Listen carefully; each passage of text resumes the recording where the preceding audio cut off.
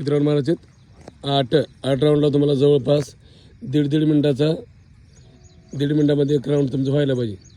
Middle पेसने body चालली पाहिजे. ह्याच्यानं तुमचं चांगलं दम तुटल बरं का. स्टॅमिना चांगलं बिल्डअप होईल. निवड ते 6च्या आणि 5च्या पेसने पडून किती वेळ करणार आहेत बरं का. 1.5 मिनटात जर राऊंड राहिले तर किती मिनटात होतं बघा तुम्ही.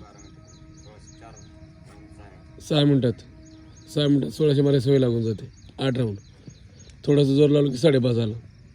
त्यामुळं ह्या राऊंडची लय महत्त्व आहे तुम्हाला. कारण एकदा ग्रुप बाहेर जाऊ द्या. सगळ्यांनी कंप्लीट करायचं ठीक आहे ना. शेवटचे 2 मिनटं मी रेकॉर्ड करणार आहे. शेवटचे 2 मिनटं कोणाचं किती टाईम आला.